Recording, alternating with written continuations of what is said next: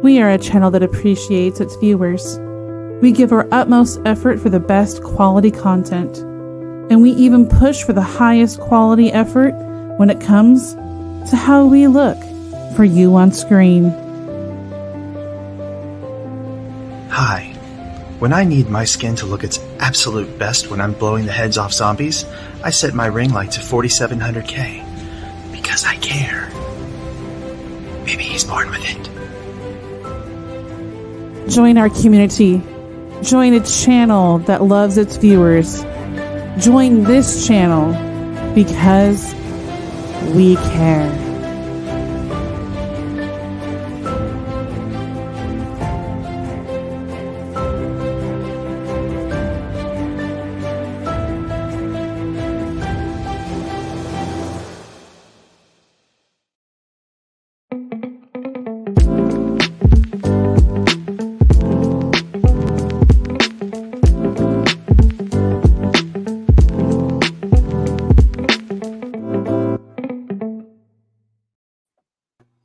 Yo, what is going on, Mr. John? I don't know. Lost in the cave. Lost in the cave, definitely. How has your week been?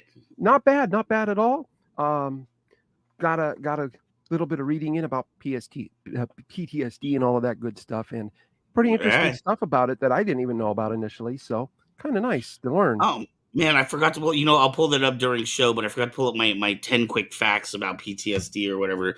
This one's going to be an interesting one. I've actually, I was telling you before, I actually did a report many years ago on PTSD in children.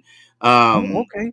My background, as you and some of our guests may know, is in early childhood education and human development. And I took a class on special needs, and we all had to do a report and choosing a different topic. And the topic I chose was PTSD. And man, that was an eye-opening paper that I did. That would be. Wow. All right. So before we get going here, I think, as typical, we should pull up our definition so that we are all on the same page. Definitely. I'm going to pull it up. Are you going to be ready to read it? Sure. All right, here we go. All right. Post-traumatic stress disorder, better known as PTSD, is a psychiatric disorder that may occur in people who have experienced or witnessed a traumatic event. Basically, experiencing it would be first. Witnessing it would be like secondhand, if you will. Or a series of events or set of circumstances. An individual may experience this as emotionally or physically harmful or life-threatening and may affect mental, physical, social, and or spiritual well-being. Wow. The spiritual well-being one was the one that kind of threw me off. It basically, it could bring into questions of things. If you had faith or have faith or believe in God, may make you question that, or it may make you think differently about certain situations that you felt one way before about. So it can change your perspective. Wow. Okay. Wow. Very interesting. And interestingly too, and I guess this is separated because I didn't see it defined in this definition here.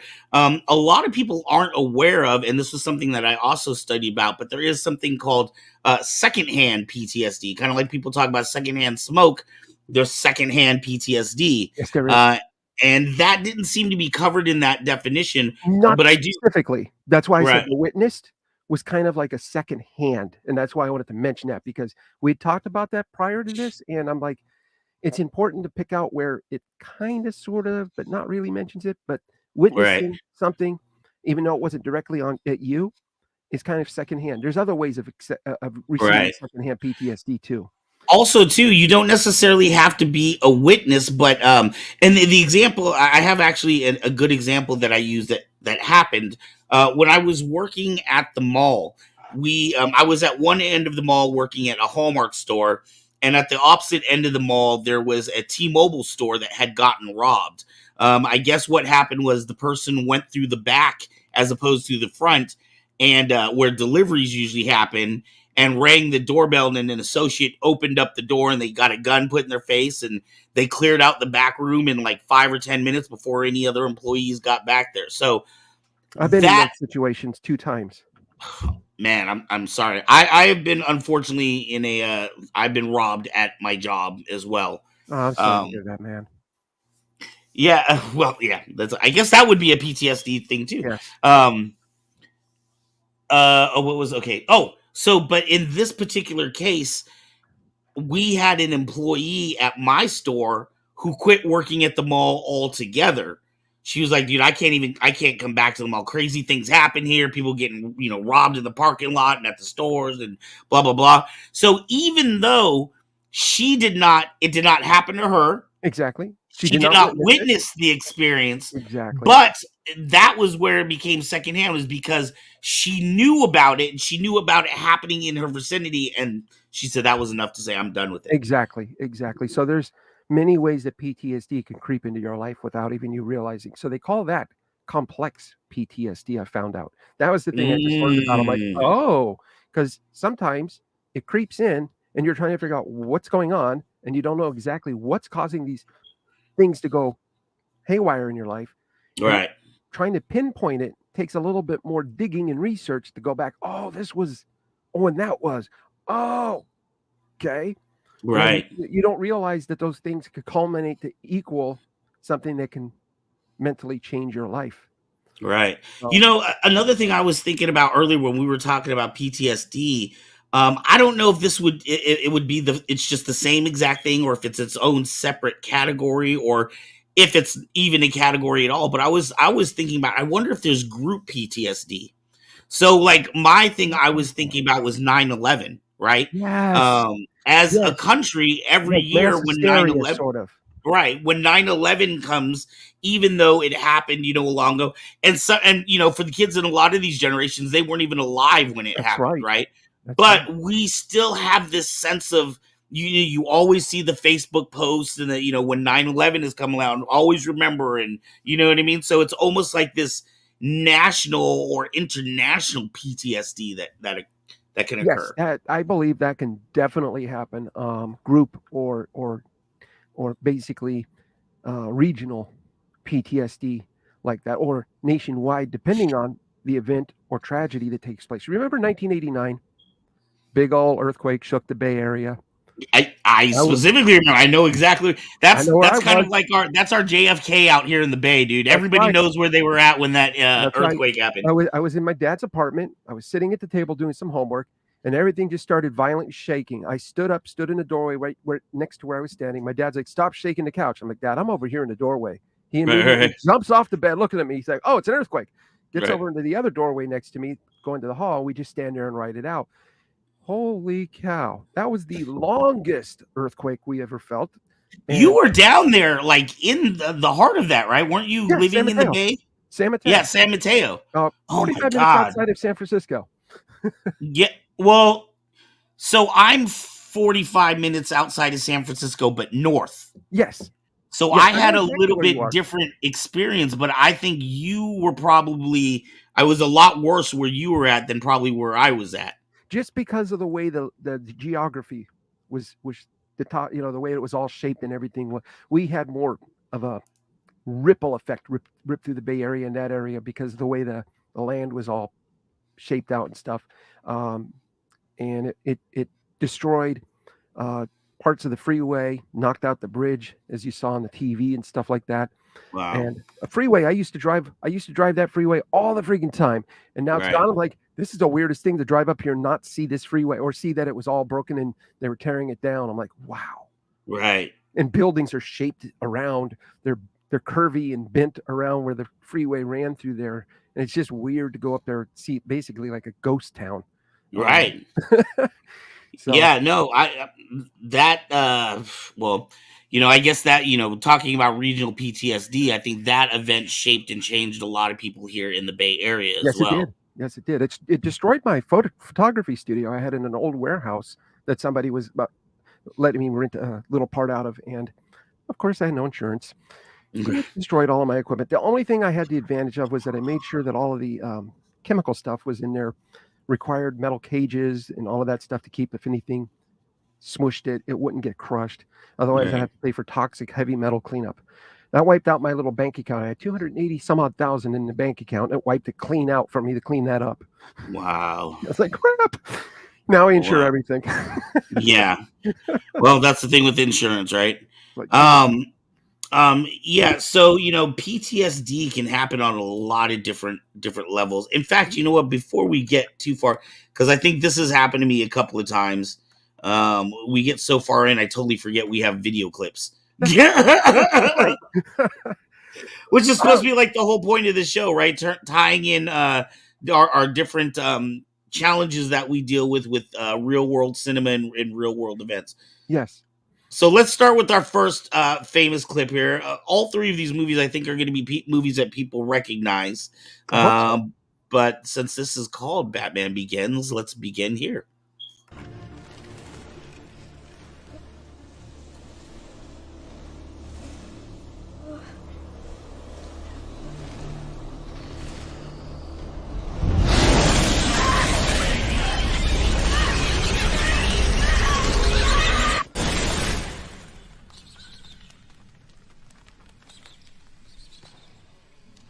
Bruce. It's okay. It's okay. You'll be okay.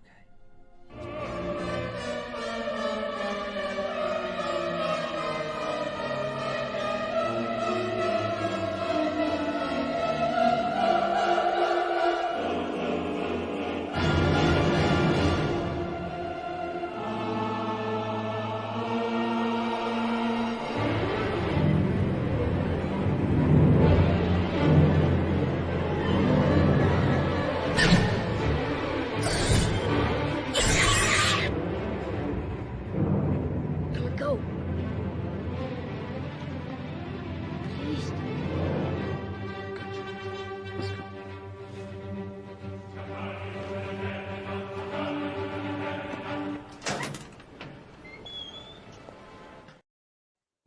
Wow. I really liked I like the look of distress on the boy's face. Not that I like to see a child in distress, but the look of distress when he saw those bats, Yes. and he was having his flashback to his incident in the cave or the well or what have you. Yes. Yeah. And that those two scenes, they were separate scenes by quite a bit, but I'm like, you know what? I want to tie these two together because they're, first off, you see the trigger. Next, Right. you see how it affects him in a separate location. Obviously, I wanted to show the dad coming down and rescuing him.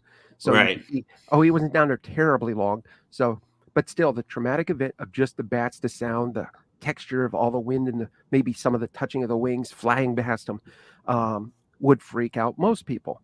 Right. And that memory imprinted in him, or imprinted itself in his brain so firmly that now anywhere he sees anything that reminds him anything of those bats, like at the play, even though the people were people shaped, Right. just little shapes around their heads and their arms that moved and flittered around as they were dangling reminded him of that, and boom, he had to leave. And like you said, Exactly. the distress on his face was, that young actor like that showing such emotion. Wow. I mean, Right. dude, way to go. But yeah, I don't like seeing kids in distress. No, but he's acting, so he did a Wow. good job. Man, it's so this is the one irritating thing about this show. We get into the show and then I start thinking, oh my god, what about this movie clip or this one? Just like when we had already cut these up, I was like, oh my god, I can't believe I didn't think about Anakin, right? That's like I do the same thing. I'm sitting here down. I get the ones, and I'm like, oh, what about what? I'm like, oh, stop at 3. right. Stop. You were just talking about child actors who, I mean, can emote incredibly well. Have Yeah. you seen Train to Busan? What is it called? Train to Busan. Train to Busan. It's a Korean movie. No, I have not. I think I've seen a trailer to it. It looks Oh amazing. man, it's a Korean zombie movie. So if you don't like scary movies, it may not be one for you. Jody doesn't care for those that much. I don't mind them. I don't mind them. But I'll tell you what, we've talked about this over on our Kyber Cave After Dark show. But there's just something about Korean movies where they have the ability to scare the living bejesus out of you, but also emotionally pull on your heartstrings Yes. at the same time. Yes, they can. That's why America steals so much from them to try to make movies that are similar. Right. There's a great scene. I don't want to ruin the movie for anybody, but if you get a Trailer to that chance, thing looks epic. check it out. Yeah, if you don't mind, because it's a great zombie movie. If you like Okay. zombie movies, I don't but mind them. the emotional story that they're telling, it's a story about a father and a daughter that are kind of distant at the Gotcha. beginning of this movie. He's kind of an absent father, Okay. I'm gonna and then guess and this through brings all them these together. all Okay. these tragic, yeah, right. Okay. Um, incredible child actor. The Wow. little girl, the daughter in that movie is an incredible child actor. So yeah, so there we can see, how it can affect, adults, it can affect children, anybody can be affected by PTSD. Yes, they can. Yes, they Do can. you deal with it, John? I do at times. You see the microphone, how I have it here? When I Yeah, started broadcasting, I made my first little microphone. And when I was a kid, I hung out with people that had ham radio stations. And the right. microphones would sit on the desk. And you had to push the button and talk. And they would lift them up to their face and talk. That would freak me out. So I would bend over. So eventually, when I started broadcasting, I made my microphone come right out to me. And boy, I'd have nightmares of this thing being in my face. Really? And I would flinch away from it at times. I'd Does be it on the remind couch. you of something else or something, or what? Well, What is it? what it reminds me of, I'd be sitting on the couch, minding my own beeswax, not talking or anything, and my dad's hand would come flying out of nowhere and just backhand me and cause me to fly over the back of the couch. He thought that was the funniest thing since the Three Stooges. Jesus. He would just laugh hysterically, and it didn't matter if I was doing anything or not doing anything. Just out of nowhere, and I'm up and over the couch with this hand smacking me right in the face, across the eyes and everything. So anything that gets near my face or eyes for years and years and years, I would just involuntarily flinch. In fact, Jody, when we met, she would go to put her arms around me and hug me, and I'd be like, "Oh, I'm sorry. I didn't mean to do that. Here, come here," and slowly work through that. And this would I'd be broadcasting, and I'll forget that it's there, and I'll see it out of the corner of my eye, and I'd be like, "Oh," and I'd be like backing away from it as quickly as I could.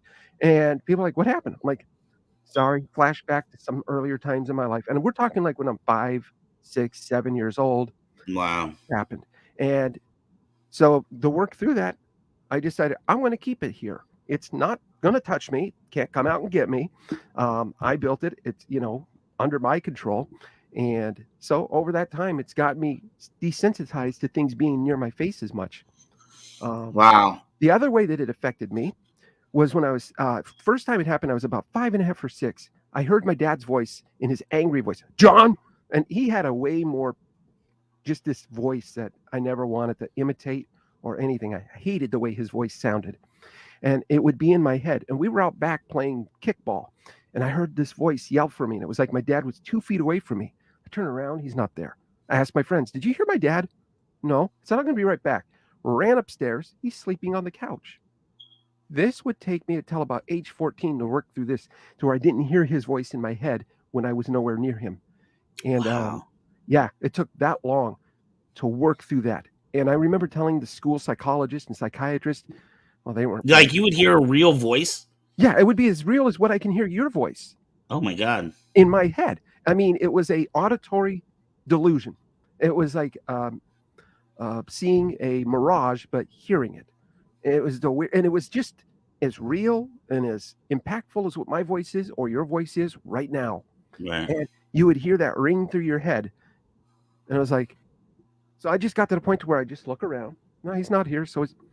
And it took me years to just start to ignore it. And then it slowly faded away until it was gone.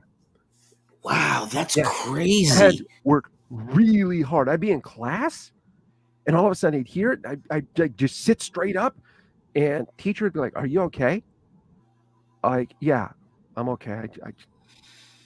Sorry." Wow. Yeah, it impacted me everywhere. Man, sorry, my brain is just like going on like whole other spins right now because I'm thinking Sorry. about, okay, when you think about what a human being is, right, and what we are from a scientific level, if you just look at it, let's take all the spirituality out of it. I don't want to We're talk about electrical faith or pulses right. We're and electrical chemistry. pulses. You're a brain that is taking in these stimuli from the world, Mhm. and it's being transmitted to your brain through electrical pulse. Right? Yeah. Schizophrenia, people that hear voices. Honestly, like it never made sense to me until you just now said that, because I was like, how could you hear a voice in your head? The But brain recreates it. right, it's now that I think about it, it's no different than me hearing an actual voice, because Yes. even if I hear a voice, the brain has to take Process that it. electrical signal, process it, and say, oh, that is John's voice. He is Yeah. talking to you, right? Yeah.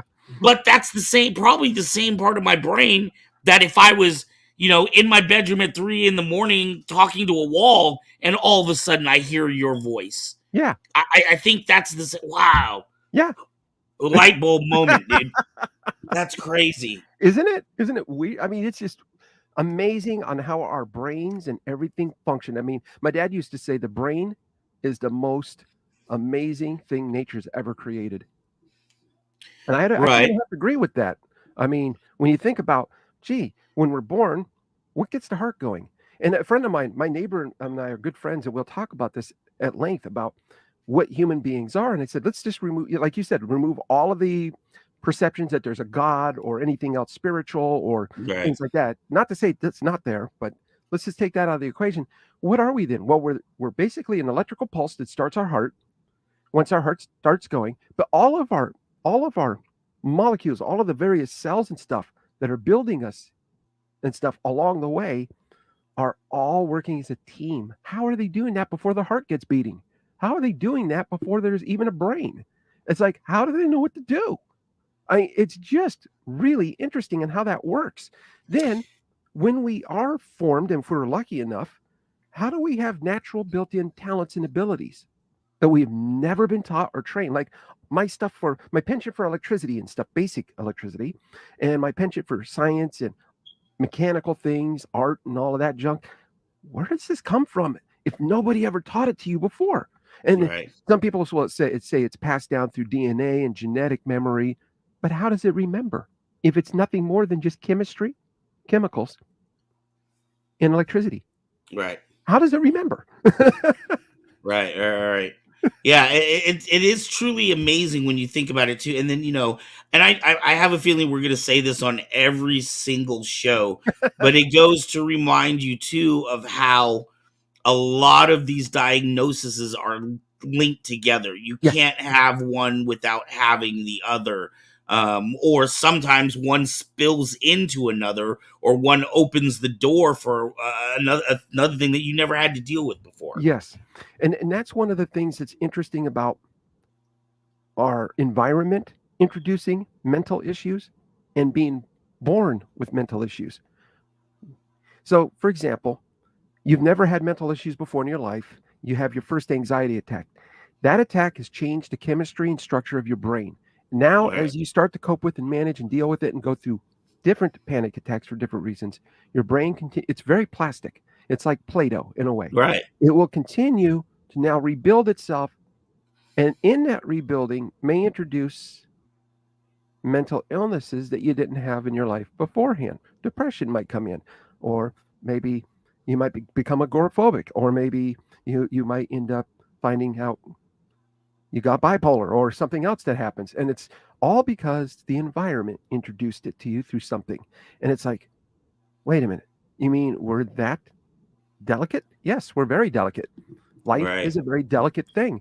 And when we start talking about, well, you can have depression by itself, you can have PTSD by itself, but like you said, a lot of times these things are going to bleed over or introduce new things or uncover new things that may not have been noticed before. And I like to remind people that just because I've got all these mental illnesses, and when I moved into my house here, I went around the neighborhood, introduced myself, told everybody I've got these mental illnesses. I just want you to know up front, just so if you see me doing something odd or unexpected or unusual, call Jody. She'll know what to do. Right. Okay. And one person said, well, I got a sister who's an a-hole that has bipolar. I said, well, I could be if I used it as an excuse or a crutch. I said, I don't use any of my situation as a crutch or an excuse or a way to make people feel bad for me. And I never do this. I've got these things. Deal with it. I Right, can't right, stand people like that. It's like, right. I'm sorry. No, no, no, no, no. You can learn how to manage, cope with, deal with, and do It's that not all your life. society's issue to deal with It's not, your yeah, triggers. no, it's not Ark's responsibility to have to make sure that I'm responsible for my crap. Right, You know? right, right. It's like my job. Right, right. But then that goes into learning coping techniques for Yes, you, yes, or the individual, not yeah, just you, but yeah. You have people to be that are willing to do this.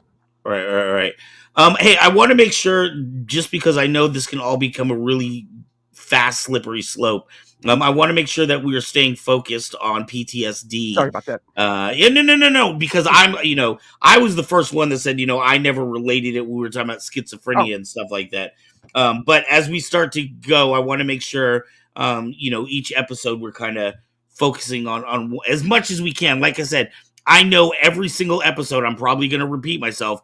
This is going to sound like this other episode because we talked about, depression yeah, already. We talked about anxiety already, right? Both of those are possible what do you call it? Possible conditions of PTSD. exactly, I exactly. I feel like the last two shows kind of led into this one. Yeah, and we partly, and it's working out for us because I partly was hoping that we would pick these things in an order or in a way that people can relate and go, wait a minute, I've got this. I've heard of people with that, and I have this. Oh wow, I didn't think of them all being kind of teamed up. And I deal with a whole slew of different things. So I want people to understand that these things don't sometimes just come as a single package. Sometimes you get a whole shipment of things, and it's like none of them you want. Mhm. Right, right, right. Although my ADHD makes me a very creative individual, which I don't mind, and therefore I can find the benefits out of some of it. Some of the things you just have to work with. Well, and that's the thing though, is I deal with ADD, I believe, as well, self-diagnosed. Okay. And ever had a doctor that said that. I can look back on my life and seeing how weird I was as a little kid.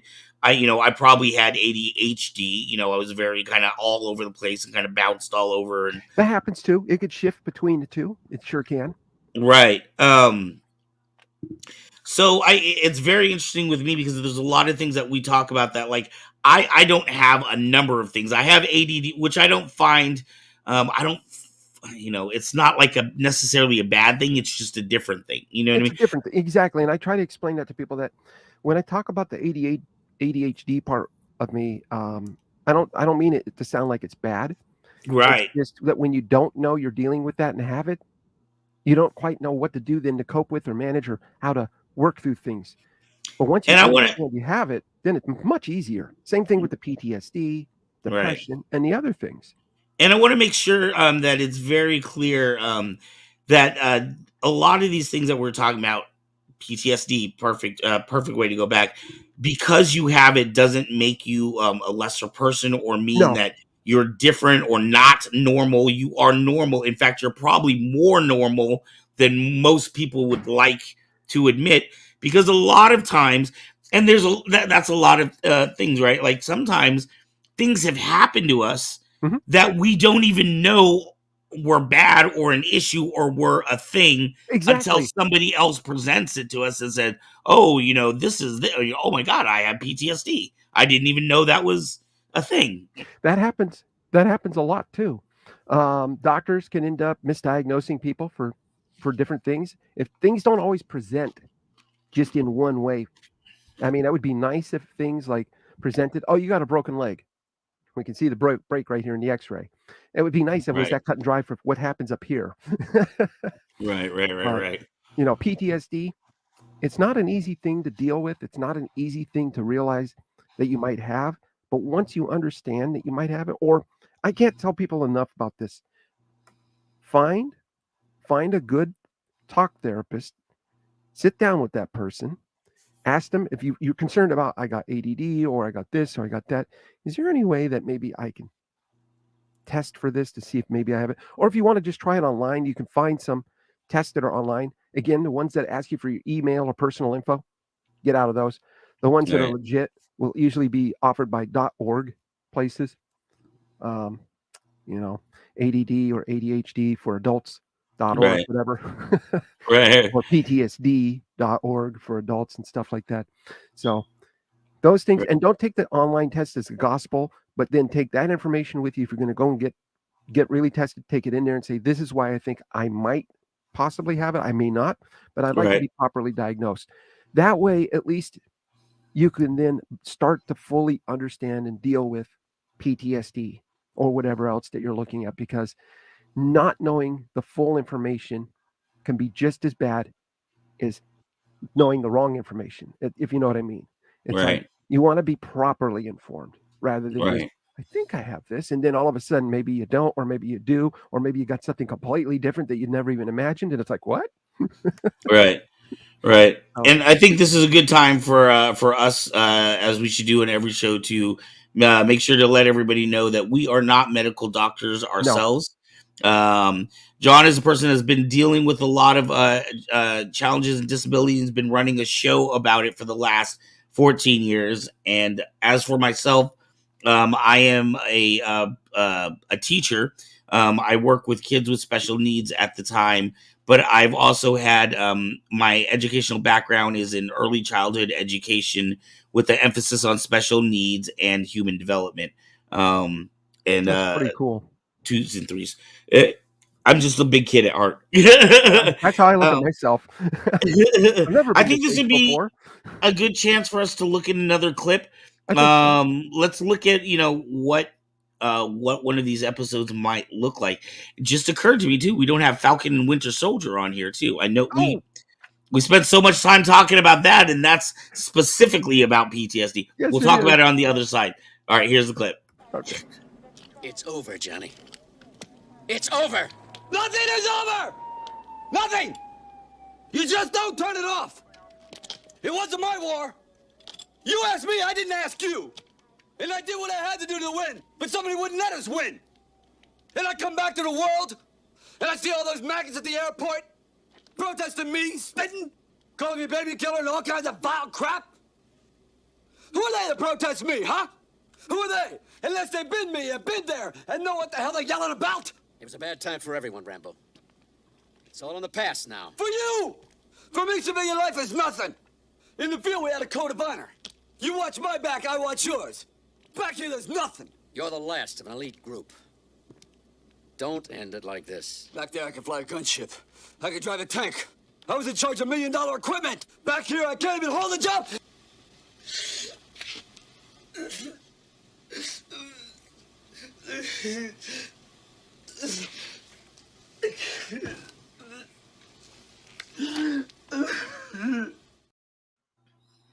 Wow. Yeah. Sylvester Stallone did an awesome job in that scene and just with that overall. And I knew people like this growing up that served in Vietnam. My dad was in the Korean War, and he was a bomber. He was a radioman on a bomber. And but yeah, I grew up knowing people that were in situations like that where firecrackers might go off and all of a sudden they're back in the thick of things. And Right. yeah, Right. Right. And you can see there in that scene how long or how difficult it was for him to kind of, I don't know. I don't want to say maybe I don't know. I don't know if there's a better way to say separate reality from, his past. Like he was talking about how he couldn't keep a job, you know what I mean, in the civilian world. yes. But he was flying gunships and stuff in $1 Vietnam. million machinery and stuff. Yeah. Right. Right. And they had a code back where in the war and all of that. Right. So, and in the civilian world, you're nothing. And so Right. he's having a And- hard time with that. Right. So for those that haven't seen this, that don't necessarily know the context, he was living in the civilian life at that time, and that was his old, boss or whatever that came in to try to get him to stop. Yes. But he wasn't in a war zone or anything like that. He was in a civilian building, in a civilian situation, and surrounded by police on the outside. If you saw the whole scene, the police are surrounding the outside, and his boss came in to talk to him and talk him down from basically the ledge. if you Right. will. Right. Because he was having a PTSD episode. Yeah, and his boss kind of figured that out, like, oh crap, he's back in the fight, the thick of it. So let me get in Right. there and see if I can get him out of it. Right. Not an easy thing to do. So, John, really quick, maybe we can talk about what does it look like? I mean, we saw there, obviously, he was angry. I mean, obviously, if he's shooting up places and cops are involved, he's a little more than pissed. Yeah. But and we talked about anxiety. We talked about depression. Oh, Falcon and Winter Soldier. When we first started talking about this topic, that was one of the first clips that came to my mind. And you mentioned because it, I so forgot about it because once we got on the Batman and the other one, I'm like, oh, we got these ones, okay. Right. It happens, right? But specifically, if you go back and watch those, I think that's in episode 1. I think so. Yeah, where he's talking to the therapist, and it is specifically about PTSD. Yes, it is. Yes, it is. And That's it shows scenes of him shows. sleeping on the floor and like waking. Oh shit! I knocked my headphones off. Waking up in his shutter and stuff because he's having these horrible nightmares. But he wouldn't even allow himself to kind of get comfortable or form new relationships. Yes. Again, that goes back to the whole building wall thing around you, pushing people away, which leads to shutting down and feeling more depressed and leading to isolated. I can imagine PTSD feeling more intense and all of that stuff. So some of the coping mechanisms that we do before understanding what we need to do with things can be more damaging to us, or just as damaging as the thing we're trying to cope with.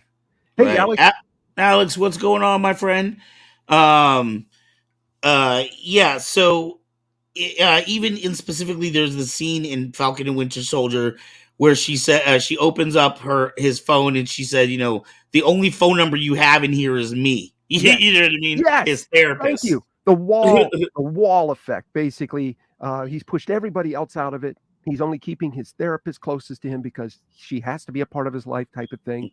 Right. And everybody else is secondary when he Right. needs to have all of those people still in his life and that support system. Support is probably one of the biggest, most important things that people can utilize in any of these situations. Right. And of course, it does mean that they have to be understanding of the person, which could be kind of patient pushing, basically, especially if there's a lot of drama and a lot of other things going on, maybe not with just the person that's going through things, but maybe with other family members. And it's hard to kind of bring it all together to support the one person that needs the support when they need it. So, right. It's all good, Alex. We appreciate you being here. Yep, we definitely do. You're fine. You're fine, Alex. Don't even worry about it. Yeah. So let's talk about some different ways this might present itself. Like, if I have a friend that is experiencing PTSD or has it, is it always noticeable, or can it be sometimes one of those silent things that it can be both? Silent diseases. It could be both. Mm-hmm. Basically, they might be conversing with you all of a sudden, and maybe a certain sound goes by. Then all of a sudden they get deadly quiet. All of a sudden the conversation, they're not showing anything else externally, like they're sweating or shaking or talking, but they just go quiet. Right. Dead quiet. Or they change the subject to something completely off track, and not because they have ADD or anything, but because that sound or something they saw or something triggered that moment, and all of a sudden now they've changed their entire, and it's not anything so drastic that you're like, oh man. It's more like, dude, you okay? And they might come out of it. They might still be stuck in it. And I might go, yeah, I'm okay. I just remembering something. That's happened to me with things with my dad and stuff, like when he would throw me off the balcony. I remember having situations where I'm not afraid of heights or anything, but I'll be out doing something and I'll be with friends, and then something would trigger that feeling or that emotion of going over the railing and falling. And I just stop and I just stand there. I'm like, okay. Somebody come up, are you okay? Yeah. I'm just remembering something. So nothing really massive happened like what we saw with Rambo there, but it still shuts you down. It still stops you from basically being able to do what you were doing for a few moments to sometimes a little longer. And it doesn't always have to be super dramatic. Mm-hmm. So Okay. it's just it's just how the situation is when it happens. So it's a little different for each situation, and sometimes for each person will affect them. It also can give you night terrors. That's where we saw Falcon Eh, waking up, laying on the floor. "Wah!" right. I'm just Right. like now because of my Right. back pain. I will literally scream at the top of my as loud as I can. "Wah!" And then the other night, I spazzed so hard I almost threw myself off the bed onto the floor. I've done that a couple of times. Oh my Uh, God. oh yeah, oh yeah. I'll Right. wake up on the floor. I'll be like, all right, yeah, don't worry. The night Wow. table caught me. My face hit that first. Speaking of that, another example I'm thinking about is Anakin when he was having Yes, nightmares of his yes, mother and Padme dying. He would wake up with the night terrors. very good. Yes, yes, yes. Very good example. Yes. Right. So it's gonna show up. It's gonna show up as stress. It's gonna show up probably as anxiety. It. I'm sorry you're not feeling well, Alex. It's the season right now. My kid and his mom are like incredibly sick right now too. Oh, I'm sorry to hear that, you guys. But we appreciate you taking the time to hang out with us. Definitely, Um, Alex. It's oh, awesome you're having not you here. feeling good. Um, what was I just saying? Anakin. Anakin, Yes, stress, yes, anxiety. yes. Well, Um, one of the it- most severe ways that this can show itself mhm. was the way that it presented itself active sleepwalking. Mm, What that is where imagine everything you can do in the daytime when you're awake. You can do exactly the same things while you're asleep and not even know you're doing them. That's what happened to me. That was a defense mechanism because of what my dad was doing. It basically gave him the feeling that I was always awake, never asleep, so he couldn't just randomly come into the room and beat the crap out of me whenever he wanted. And it kind of put him off guard at different times. Um, right. my mind had to do something to protect itself and me, and that Dude, was the answer. I have literally, this is so crazy. I've literally watched like YouTube shows where there was cases of like there was this one guy who sleepwalking, right? Yeah. Into his car, drove 30 minutes, stabbed his parents, got back in his car and went home and got right back into bed. And that went to court and he had no idea that he had done it. Yes, I nearly stabbed my dad once with a butter knife. I woke up in the middle of that, and my dad had he caught my hand, and I'm like, "Sorry, Dad, I don't know what I was doing out here." And my dad Wow. knew that I actively sleptwalked. I didn't know he knew this for years, but he knew that I did this, that it was something that was triggered by his actions. And he's like, "I'm not upset." He's like, "It's okay. Go back to bed." I went right back to Wow. bed. That's the only That's time I've ever crazy. done anything violent towards a person ever in my life, really. Right. I I I choose not to use violence as an answer Right. um, to things. I try to use my mind and brain to get myself out of situations, and that's worked every time, pretty much. Right. Um, but yeah, that was the one time that did happen with me, and I can relate to that a little bit. And I didn't remember doing it till he told me the next morning when I woke up. He's like, "Do you remember trying to stab me with the butter knife?" I'm like, "No, I remember I woke up in the living room and you had a knife in your hand." Right. Said, "But I don't remember trying to stab you because I never had any known thoughts in my head awake while I was awake that I wanted to hurt him. I just wanted him to stop beating me. That's all. I just wanted him to Right. stop beating my mom when she was still around." But I guess Um, this was a subconscious thought then maybe. yes, that's the only way I can describe what happens is my subconscious bleeds through during those times and takes over. And that's kind of what I feel sort of how my bipolar kind of sort of is where it'll take control and the part of me now that's in control gets put behind a glass wall. I can see and hear things, but I get no control. It's like somebody's remote controlling me. Like if you were controlling me with a control system and I had to do everything you were doing, and let's say you started talking, I'd have to say what you're saying. The weirdest, strangest feeling to be in your own body, but not having control of it. Right. It's so freaky. Yeah, I can imagine. What are some other ways that that PTSD might present? Like if we saw somebody experiencing it, that we might be a little more aware. Uh, maybe something goes, maybe a backfire in a car, or maybe it's 4th of July. This is a big one. 4th of July, and you popping fireworks, setting off firecrackers and stuff, and maybe you see someone Right. has a sign there that says vet, Iraq vet or something like that. What that means basically is cool it with the noise. You can have your pretty sparkly stuff, but as far as the pops and the loud bangs go, and the whistles and the zips and the zooms, please keep those to a bare minimum, because it will trigger the person that's in that house. So sadly too, uh, God, we've had it in other shows. We don't have it right now. If we had anything, we should probably have it as a little brand thing. But for anybody that is having horrible thoughts of or thoughts of not wanting to be where they are, we can't use certain words on YouTube. There is a prevention phone number, a national prevention phone number line that you can call. I know, what is the statistic? 9 veterans a day, uh, meet their sad ends by their own doing. I guess we could say it that way. They become living impaired, is what I say. Basically, Living impaired. Yeah. if you think I about like what that. impaired means, Right. yeah. Right. So it's a nicer way of putting it. Right.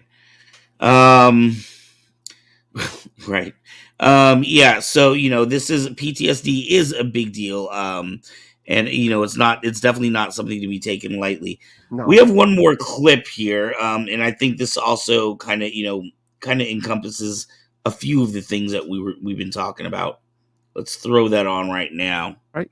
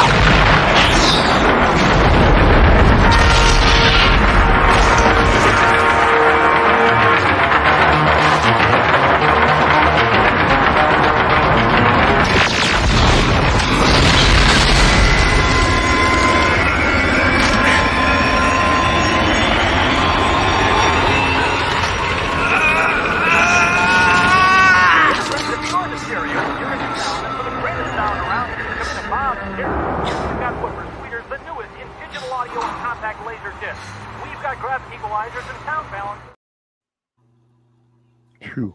Yeah. That's another tough scene right there, because you get to see the future in this case, and the drama that he's going through and everybody's experiencing there. And now he hears these machines, and that's the thing: sounds, smells, lighting, things like that.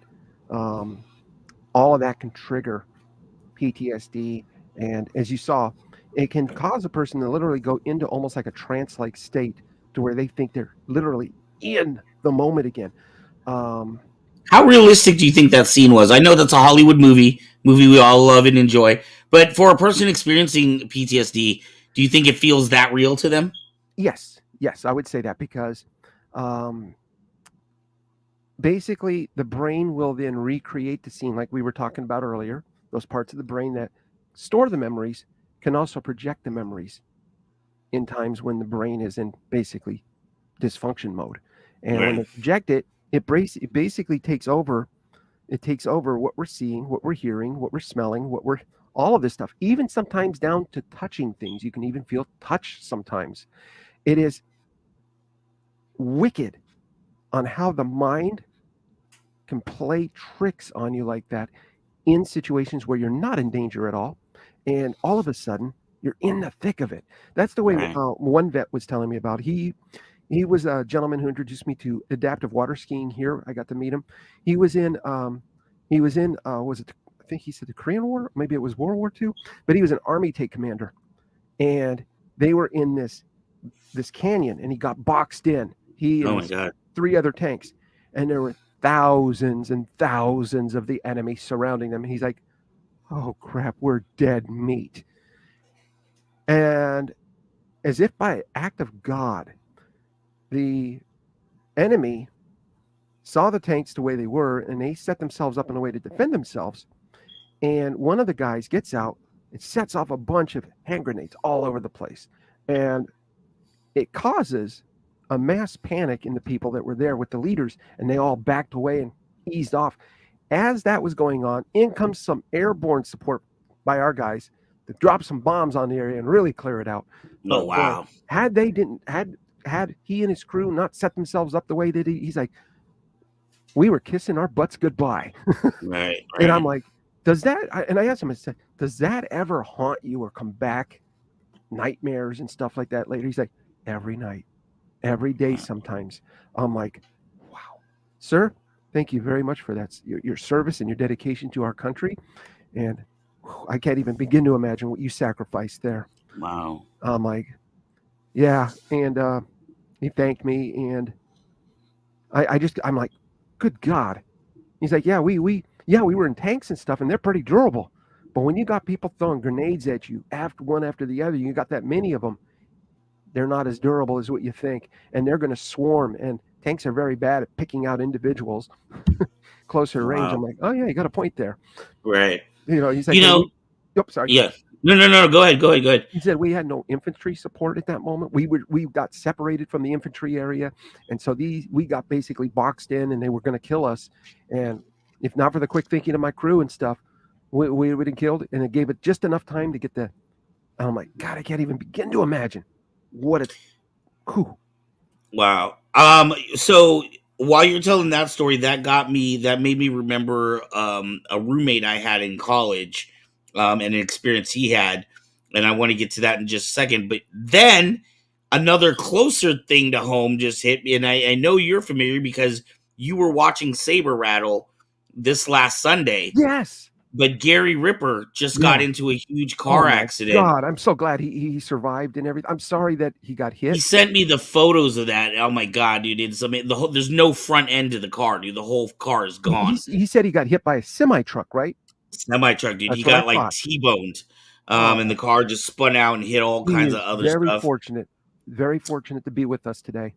But he was saying that his back hurt and blah blah. He had little minor things, nothing broken that we know of, but that he was thankful to be alive. And excuse me, I was just thinking how that could be like almost a PTSD moment where it was.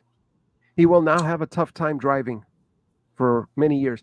My girlfriend's son was in a really bad accident when someone T-boned his Ford Taurus, and it was a big Chevy Avalanche, and they were supposed to stop at a stop sign, and he was going by already, and they just continued on through and slammed right into him, spun him around, set the airbags off, rung his bell.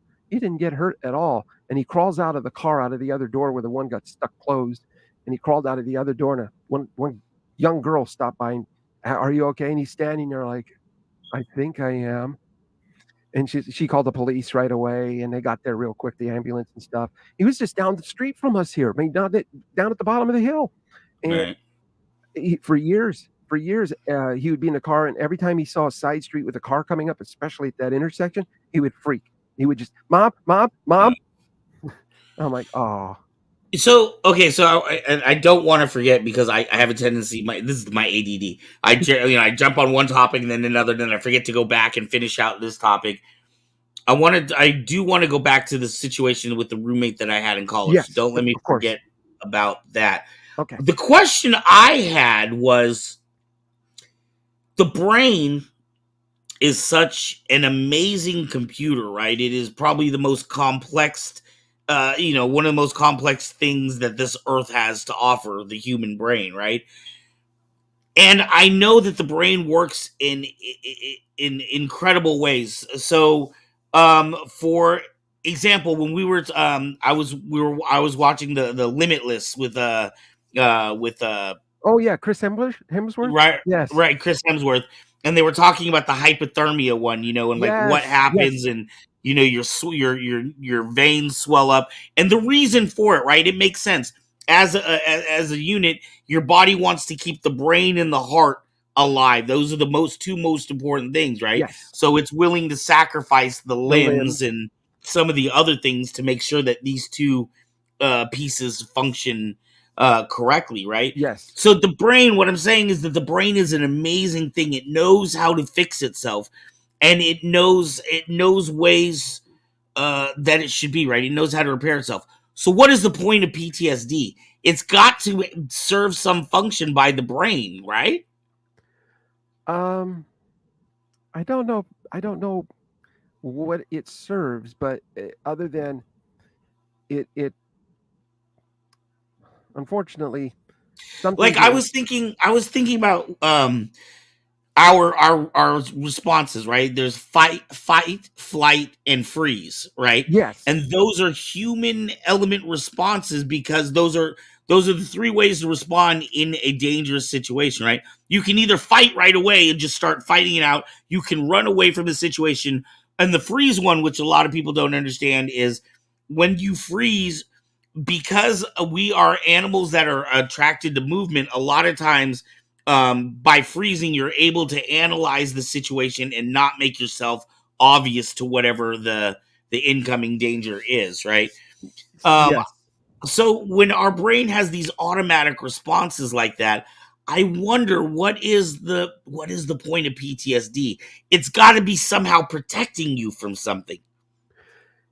It it's unfortunately it's a short circuit, I think, within the brain where the brain imprints this horrible situation or experiences and replays it at certain times when you hear certain sounds. And sometimes there is no reason why it's going off other than you hear a sound or you smell something familiar that you didn't like when something happened bad, and now you associate it with this memory, and now boom, it's triggered. Right. Um, you would think it would be there to serve some sort of extra protection, but not always, unfortunately. It's a short circuit, in my opinion, because that's how I felt when I would hear my dad's voice. I'm playing kickball, 6 years old. Why is this going off in my head? You know, it's not helping me with anything. It's distracting me, actually. Mhm. Or if I remember falling or if I remember being thrown, and I'm playing basketball or football with some friends and stuff, and maybe I get tackled, and that reminds me of that sensation. And then I panic in that moment, and I go through that memory, and I'm just laying there or I just stand there. And they're like, dude, are you okay? Are you hurt? I'm like, no, I'm just remembering something, not a good thing. Sorry. Right. And it wasn't doing anything to help me. Right. Joe, So what's going there you go. on? Thanks for tuning in. You know, and now that I think, but God, this is so weird. But It's that's a so weird really when we interesting way to start. look at it, my friend, that it would serve as some sort of protective thing. That Right. I never thought of it like that. Well, and here's why I say it, because God, it's so weird when we get into these shows. Like, I start unpacking luggage I didn't even know I had, or you know what I mean, luggage that's been there, but you don't know what it is. It's an So you unlabeled open it, box, right? And you're like, oh my God, that's what's mystery in there. box. um, but now that I think about it, okay, so I will reveal to you that I've never really looked at it this way, but I guess I also deal with severe PTSD, Yes, you do. but the way it presents for me is completely different. Yes. Um, for a long time, I didn't understand this, and then as an adult and watching more human brain stuff, you start to understand it. But I dealt with a lot of physical and emotional abuse growing up. My mother came from Vietnam, and there she had a very large family, and they went through the Vietnam War. They've been through Yes. many wars, times of Vietnamese culture compared to the standard white culture, if you will, is very strict, very, very strict. I remember I have Vietnamese exactly, friends and stuff that I grew up with, and I remember how strict their families were and stuff. You had to be good at school, you have to do this, and you have to aim to be a doctor, a lawyer, or something beneficial in society, and all of it, and all these right, pressures put on you, man. exactly. That So can that give you you can not only take PTSD. care of yourself, but take care of the family, the extended Exactly. family as well. Exactly. All of these things are aimed at help the family because family is what first. Right, You know. exactly. But You know, Wow. I did deal with a lot of physical and mental and emotional abuse. I was told, you know, almost on a daily basis how, you know, I would never accomplish anything, how my mom wished I was never born. My dad died when I was 3, so this was my only family influence I had, and it Okay. was a negative relationship. I didn't really understand it because I know, you know, I in general, and it's a joke with my own family and especially with my son and people that know me, but I have a terrible, terrible memory, Okay. and Same here. particularly short term memory. My short term memory is horrifying. What I feel, and again, I've never had this diagnosed, but in my case, with what I understand about human development in the brain, I feel like in my case, the reason I have a horrible memory is because I've had so many traumatic events happen in my life that Yes. because I couldn't escape the situation, I was getting a beating regardless, right? So I'm Same. not getting out of the room, but what I can do is almost turn off my brain Yes, that's so what I that did. I'm not there. Yes. Does that make sense? Makes sense. I've been there, done that. So I totally can relate, my friend. And when we started talking a few times and you mentioned that you had a tough upbringing, I'm like, okay, PTSD is definitely going to be there, but not maybe obvious sometimes. But that's Right. why when I talk about the things I talk about, my friend, I think, hey Joe, I think that Joe and I got talking about PTSD, and he mentioned that he's got PTSD and stuff, and has dealt with that. I know that his dad, who was served in the military, probably also has PTSD and Alex was crap. saying that his grandfather as well. Yes, Alex's grandfather too. Yes, that's right. Thank you, Alex. And Um, hello. Why can't I remember her name at this moment here? But I don't even see anyone hello, pop Alex's up. girlfriend. Oh, She said hi earlier, and I forgot to say hi when she said hi because we were off. I was off the camera. right, right. But yeah, So yeah, so PTSD. You know, I think for me, a lot of times, like it's funny, dude. Well, it's not funny actually, but it's at funny, but not funny. Funny. I know what you right, mean. Yeah. um, my uh, when I was in elementary school, when I was in like 3rd to 5th grade, I remember years later seeing a news report that the principal at the time that I was going to school there had been caught and convicted of being a pedophile. Oh, Um, holy crap! and I specifically remember many times because I was one of the bad kids on campus at that time. I was constantly getting into fights. I mean, in fact, I was held back in the 3rd grade because I was constantly getting into fights. But the reason I was always getting into fights is because I was poor in Vietnamese, and that it was right after the Vietnam War. And at that time, you know, it was a lot of Everyone people made hated anyone that was Asian. right. Yeah. Uh-oh, lost your audio there.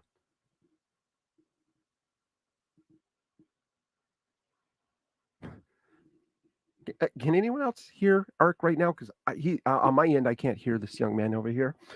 Um, oh, he may have to reset there.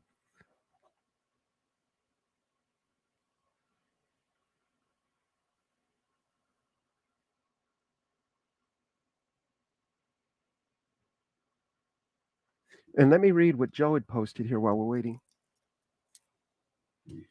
Oh, he's your grandfather. I apologize, Joe. So your dad was discharged before even seeing combat. Oh, I see. Okay. Oh, I remember you telling me that now. Sorry about that. I remember you telling me that. I Hello, apologize for screwing that up. Oh, I think I hello. heard you. There you are. Can you hear me? Yeah, Yes, am I back? you're back. Yay! Sorry about that. I was like, where'd he go? I was gonna try to. I was like, usually if I have audio problems, I have to like refresh my page. But if Yeah, I would have refreshed the page, we would have lost the broadcast. I was like, yeah, oh, I can't do that. Sorry about that, guys. no problem. Thank you for holding it down while I try to get that worked out. Um, But yeah, I gosh. mean, you've Oh, been through a so lot, my friend. I mean, you've been yeah, through a lot. so what I was saying is in that specific case, I remember specifically I would get into school fights and then either I would win the fight or lose the fight. You know what I mean? Then I Yeah. would go to the principal's office. And I remember at that time, corporal punishment was not a crime. And I Yes. remember the principal had a paddle that had holes in it so he could get more like velocity going through, Yes. right? Pow. the weird thing was, okay, so my son later, went to the school, 30, 40 some odd years later, went to the same school. And I remember he was having, there were some challenges happening inside his classroom because the main teacher wasn't there, and I wasn't happy with how things were being run. So I had spoke to the principal a couple of times, and, I had volunteered in the classroom, and, made observations of, and being a teacher myself, I know how a classroom should be run. You know what I mean? Exactly. And so, I had to have a meeting with the principal, and I remember going in, we had the meeting with the principal, right? Yes. This is so weird, dude. Like, I remember going with my son's mom at the time. The two of us went there to go talk about these issues that we were having. And I remember asking the principal, I was like, hey, can you mind if we have this meeting somewhere else, like in a conference room or something? Because I didn't want to go into the principal's office. Like, I didn't know why. I just had this sense of dread going in there. But that's where I used to get paddled by this principal, as when I was a child, was in that, same office. Exactly. And what's so weird is, like, when I heard the story about the principal being a child molester, Oh man. or I don't know if I can say that, liking little children, when that happened, and when I remember seeing the story, and somebody had asked me, they're like, oh my God, you went there at that time. And that, I spent a lot of my, third grade year in the principal's office. Yeah. I have no idea. I have no idea what happened behind those doors. Yeah. My brain, there's no memory of it. It's just a black void. I know I went into that office. I remember seeing the paddle. I remember getting hit by the paddle, but I honestly couldn't tell you if, anything ever happened to me as a child. I hear you. Yeah, our memories will work like that. It will literally lock out certain things, block it out completely, protecting us from those harsh, horrible memories. Or sometimes it could end up putting them into kind of a loop whenever something reminds us of those memories. And that's why I say PTSD is kind of like a short circuit. Right. It's like triggering something that your brain should have probably protected you from, or done something about, I don't know. But yeah, you've been through a lot, my friend. Well, I guess that's why I didn't really I didn't really associate it with PTSD, because it's not like now, like if I see, I guess, somebody else, a child being abused, it's not like I freeze up and go back into those moments. Yeah, I don't like it, of course. I mean, I it's not something I want to tolerate. But the point of the matter is I don't have these, like where you see in the movie, the clips that we just watched, where people are waking up and shaking and free, I don't have those things now. But one of the long-term effects for me that has been that my memory is just shot, like for normal things, not even traumatic things, just remembering where I left my keys, or did I turn off the, the stove, or, you know what I mean? Like, yeah, just normal everyday things.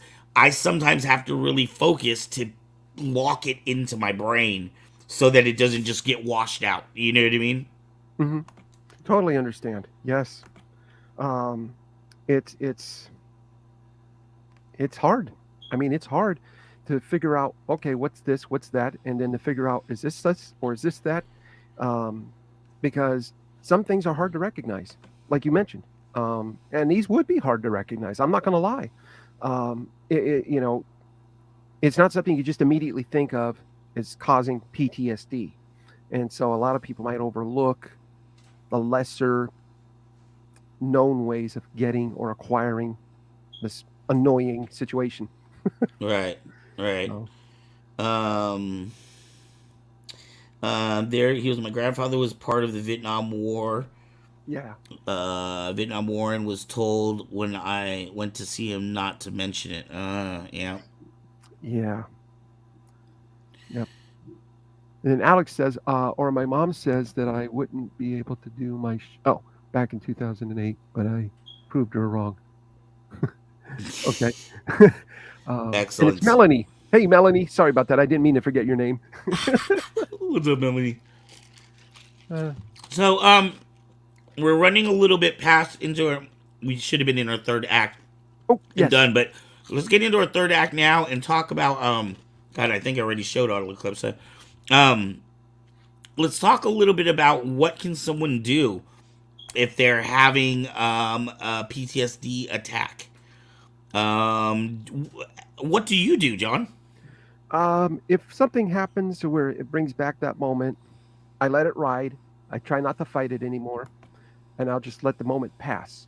It goes so much easier if you're not trying to resist or fight it. Um, What do you but it, mean by resist or fight it? What does that mean? like you might become like, let's say you and I were in the same room, or if something happened right now that caused me to go into it, I might get angry and start that wall building thing immediately and just push away to get people away because I'm embarrassed. I don't want people to see me like this. Mm-hmm. And then boom, I'm in the moment. And now, too late, I'm in the moment. In a way, that's kind of fighting it. So if something were to happen, like let's say when we were watching, let's say we were seeing a scene like when I see movies where father gets out a belt and starts wailing on a kid. Woo, that can bring back moments for me. But I just sit there and I'm like, all right, it's not happening to you now. We're good. We're good. You got to just remind yourself it's not happening to you now. So Right. I kind of do this internal monologue with myself. Nope, we're watching the movie. It's not happening to you. We're watching the movie. We're watching Right. some actors. They're just acting. It's not even really happening. They're just looking like it's happening. So calm down. Not every situation, of course, you're watching a movie. Maybe someone's setting off fireworks and you're gun shy or, all of that stuff. And that triggers it. But in the moment that it starts, let it ride. And then as you come out of it, if anybody is nearby, let them know what happened. I just had a flashback to a memory or a feeling that I had years ago. And it wasn't a good one. Do you have to do we talked in before when we were talking about anxiety. Yeah. We were talking about breathing exercises. Yeah. Do you do those? I can imagine if you're panicked or if you're frustrated or angry or something that maybe trying to slow down your breathing might help. Yes, that actually can help. It can help break that cycle. Mm-hmm. And it may not work the first few dozen times, but if you keep trying to remember to breathe or have your little token with Your you. fidget thing, right? Yeah, your little yeah. fidget. It could be anything. I mean, anything that makes you feel comfortable. Like I got an old Innofader here, crossfader. I like fidgeting with this. And look, it moves around. So I like doing this with it. Right. So, it's small. I can keep it with me or whatever, or right next to me here. And and then I'll remember, oh, yeah, breathe. And that'll trigger the breathing reflex. Or if I don't have that, I'm in the living room, I'll put my hand down and I'll have something there and I'll be like, okay, breathe. All right, we're getting through this. All right. And just breathe for about 2 minutes and then you make it through it. And I don't mean like regular breathing. I mean you breathe in slowly, nice full breath, hold it for about a second or two or three, and then you're going to let that out slowly through. And then you're going to repeat that like we discussed before. So that breathing technique can help you with a lot of different scenarios, believe it or not. I imagine Alex said he got bullied a lot when he was in school. Believe me, I was the same exact way, Alex. Yeah, For I better or got worse, bullied. Yeah, it's made us who we are now. Maybe we are a bit more compassionate because of the things that we have gone through, but for better or worse, that's our existence, right? That's why we're here. So we're hoping that these things that we've gone through, other people may not have to experience, or if and they if they do do, they'll know what to experience do them. to cope with it. Yeah, Exactly. exactly. Exactly. I also really like that here. You never seem you yourself, and it's something that I feel like I fall in line with. I'm not saying all medication's bad, but I like that it's not necessarily a first resort here. Oh, We try to find other solutions, more natural remedies that you don't have to have certain insurance papers to go get a certain pill or certain amount of yes. money to do. I like the more natural alternatives when we can find them. Oh, Joe says he was a football player and he got bullied, but sadly to say, he was a bully. Huh. Wow. Joe, can I ask a question then? Because I'd always ask the bullies this that I would end up facing. What made you choose to be a bully?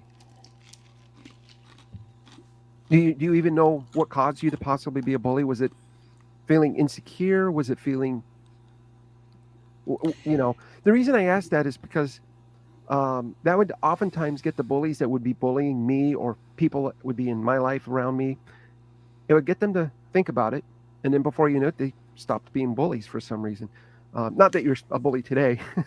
You but know, John, I to speak a little bit to this, I don't want to speak obviously for Joe.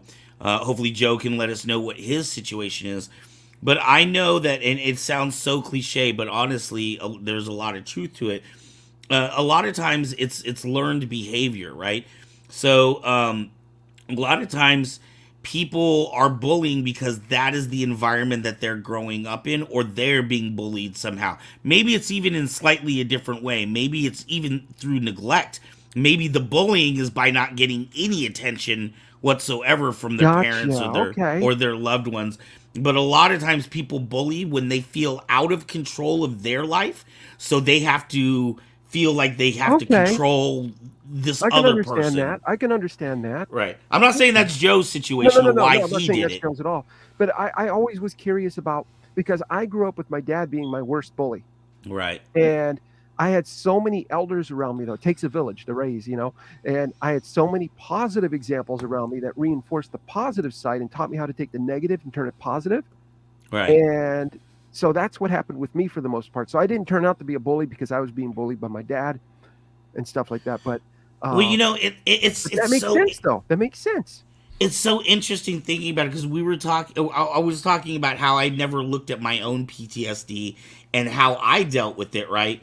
But I was thinking, when we were talking about that, I was thinking another great thing we could have pulled clips from: Moon Knight.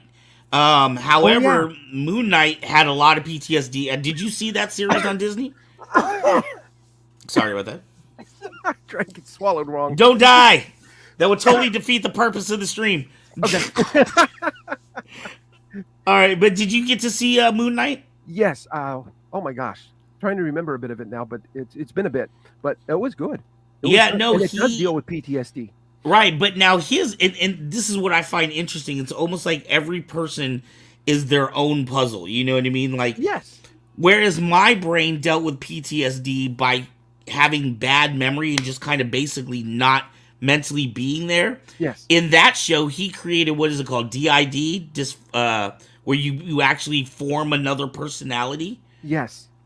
And so identity disorder or something like that. Exactly. So in his situation, and he even explains it in one scene when the one personality gets to see the childhood that he never saw, and then Mark Spector explains it to him. He's like, that's why you were created. He's like, you got to have a happy childhood. You got to, have a loving relationship with my mom. You don't want to see all that. That's what I had to deal with. You know what I mean? Yes, so whereas with me, I just blanked it out. With him, his blanking out went a whole different direction and created a new personality. You did, yes. Yeah.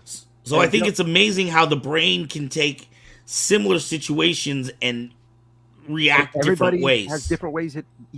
It's different in every person, and even at times and stuff. So as Joe is saying, I'm not even sure. It was more with my friends, and because of that, I thought it was okay. Thinking about it, it was taking my frustration out on my friends because I was being bullied. Gotcha. Right. I can understand that. I can totally understand that, Joe. Being bullied, learned behavior, right? That's how you're being treated. You don't feel like you have control of that situation, so you go over here and you bully some other people. You know what, Joe? I really want to thank you. I think a lot of people don't do enough self analysis and looking within. I think it's absolutely wonderful that you can look at that time, recognize that you were doing something that you're not proud of now. Yeah. And be able to face that, and say, you know what, I was kind of a jerk back then, but I have grown and overcome. It takes a strong person to be able to do that, Joe. Does. So I admire you for that. All right. Does anybody else have any suggestions on ways that maybe if they deal with PTSD, if you do deal with PTSD, what do you do about it? How do you handle that situation? We'd love to hear your thoughts. Definitely. Let's see. You know what? I'm gonna play it just to. Oh, wait, 2 minutes. Oh yeah, we can't go over 350. I'm gonna play it just to play. You did the work on it, and at first we weren't gonna use it. You can talk a little bit on the other side, but this song gets me every single time. I got to do it, dude. And for all the viewers that we have on board, and this will give them a second to think of some suggestions on how to deal with PTSD. But let's go ahead and do it, dude. I love this. She was my whole world. When somebody loved me, everything was beautiful. Every hour spent together lives within my heart. And when she was sad, I was there to dry her tears. And when she was happy, so was I. When she loved me. Through the summer and the fall, we had each other, that was all. Just she and I together, like it was meant to be. And when she was lonely, I was there to comfort her. And I knew that she loved me.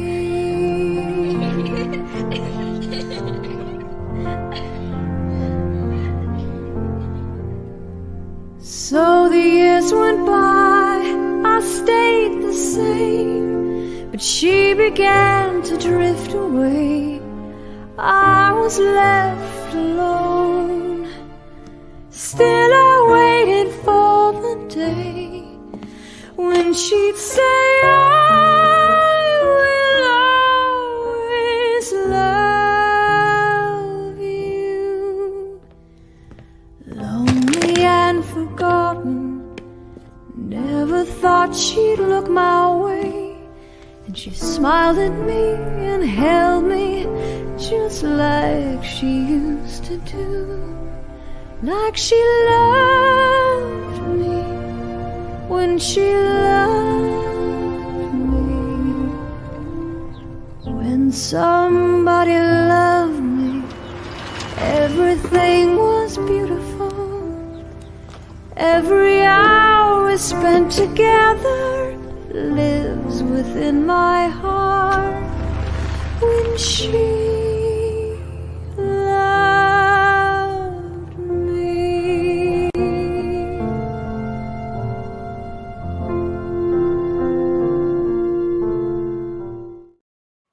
Wow.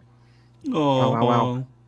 You know, when you play that scene, when you brought up this one with Jesse, there was another one scene, I think it's from Toy Story 2.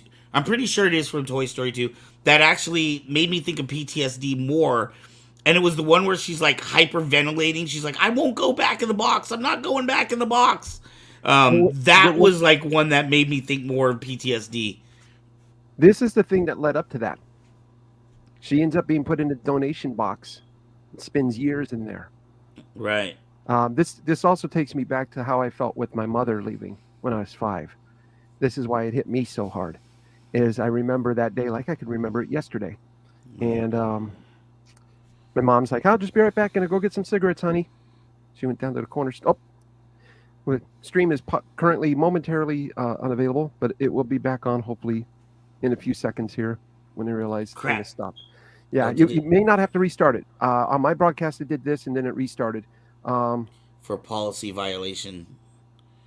Suspended for policy violation. So, well, you know what? Let's just finish this out.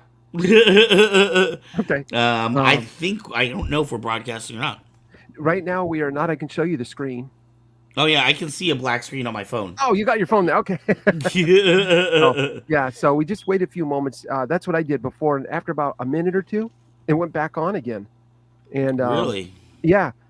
It just had to have the content that was being streamed either stopped and taken off the screen, and then it went back on. Unless it said it did stop the show. I don't know. Mine said the show has been stopped. And then when I stopped the content, I waited for a few minutes and then Oh, there we it is. are. We're back. We're back. Yes, We we're are learning. back. We're learning.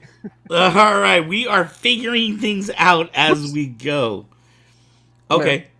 So, I think that has to do with the trigger with it being specifically music-based. It also does it with image, too. It does it with video, too, without sound. Yeah. Huh. Interesting. Yeah, it's sneaky. Interesting. Okay, well, we'll figure things out as we go. Yeah, we will. Is there anything else you wanted to say about that scene or your thoughts? Or that scene takes me back to how I felt about when my mother left. Basically, once my mother left, the impact that had on me left me to where anytime my dad was going anywhere, doing anything, going to the store, I had to be with him all the time. If he was out of sight, I would break down and cry and remember the feelings I had when my mom left. And that's why that scene to me was like, it doesn't seem that it would be PTSD causing, but it's the fact that Jessie is being abandoned. That's what's going on. Right. She'd been with her human for all these years, and even though she was laying under the bed, untouched, unused, she still was near her human, so therefore she felt maybe I'm still useful. But then when she got discarded, that was the complete shutdown and abandonment. Well, there was even that one scene where she had been under the bed for years, growing dust and little, more toys and things are piling up, and all of a sudden, her panic about that. Right, her human picks her up, and she feels happy for the first time in years. Yeah. And then the human throws her in the box. Oh. And so that was the start of where she hates boxes. Right. So yeah, I knew about the other scene. I'm like, but that one's so obvious. Right. That was what it made me think of. All right, my friend. Well, we are well over.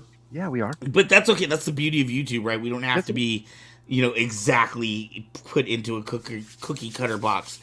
In closing, is there anything else you wanted to talk about or say, or any closing thoughts? Let's see. Can anybody think of what we might want to talk about next time? Well, actually, I had brought up a suggestion. You brought up something. Yeah. I had brought up ADD. Yep. That's perfect then.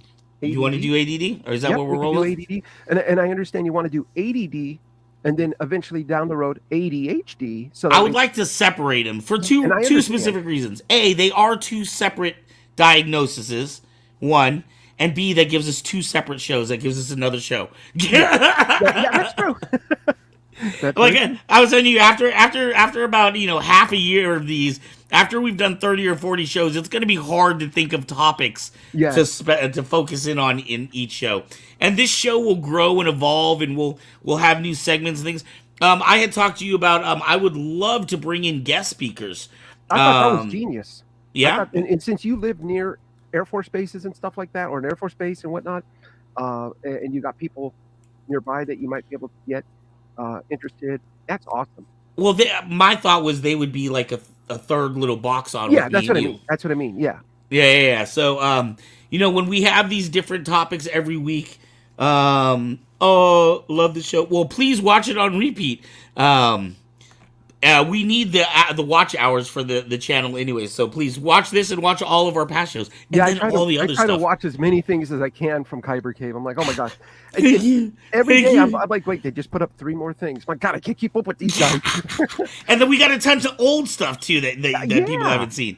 The one thing where you guys started off with like showing people lightsaber techniques and stuff. I'm like, that's pretty cool. Right. Yeah. We've had a lot of changes in the last 4.5 years at Kyber Cave. Well, 4.5 years since Kyber Cave existed, but this YouTube channel's only existed for 2.5 years. Yeah.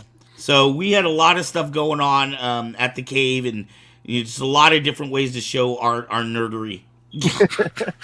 We're the nerd herd. I like the nerd herd. All right. Okay. So Joe, I want to thank Joe, Alex. Yeah. Everybody else who has tuned in, who's lurking there in the shadows. I can see there's other people watching, but they're not necessarily commenting. Yeah. But we appreciate you. Definitely. We thank you all. We will be back this time next week, 5 p.m. next week, and our topic will be ADD. Are we doing ADD or ADHD? Which one do you want to do? We'll start off with the ADD. That's fine. Okay. All right. Well, that's where we'll start. I am Ark with Kyber Cave. And please don't forget, you can help support this show and help support everything we do on our channel by going to kybercave.com, checking out the merchandise and the combat sabers we have there. Our sabers are not like the stuff you buy at the parks. Ours are meant for battling. They're meant to beat each other up with. Oh, I'll just show you guys. Okay? See this? You're gonna break your plastic saber there. I know. I'm gonna break that. But this one says not fair. This plastic saber piece is not fair. It's just so wimpy. We have lots of other stuff. We have saber socks and earrings and all kinds They of got some awesome stuff over there. Chopsticks. Those things are chopsticks, adorable, and they light up. They freaking light up. We have them in 8 different colors. But yeah, check us out there, or you can join us on our Patreon for as little as $1 a month. You can help. Hey, what's up, Thomas? Hey, we got Thomas in here. Welcome, my friend. Right at the end of the show. You can help us out for as little as $1 a month and get a chance at exclusive merchandise, even stuff you can win. Like every year, we're giving away 5 lightsabers. I'm hoping to win them one all. of them, one of them will be a custom, one-of-a-kind saber with special etching and special paint job that nobody else has. So make sure you are a Patreon. You can win that. So make sure you are a part of our Patreon for that. Make sure to check out all of our other shows. We have lots of stuff, whether you're into gaming or just people talking smack or learning about the saber industry or conventions and cons around California. We have a little bit of something for everybody. Right? That they do. I'm all not right. been to one, so I'm hoping to go to one. I know we need to get you out here, man. All right, my friend. So with that, we will see you next later. I am Ark. This is my good friend Joe, and we will see you next. Joe? No, I'm John. Oh, I was looking at Joe Hill's comment at the bottom, like I know, trying to flip through this. I'm sorry, John. I'm sorry. Please forgive me. Please forgive me. All right, John. I will see you next week, my friend. All right, next week it is. Peace. Peace.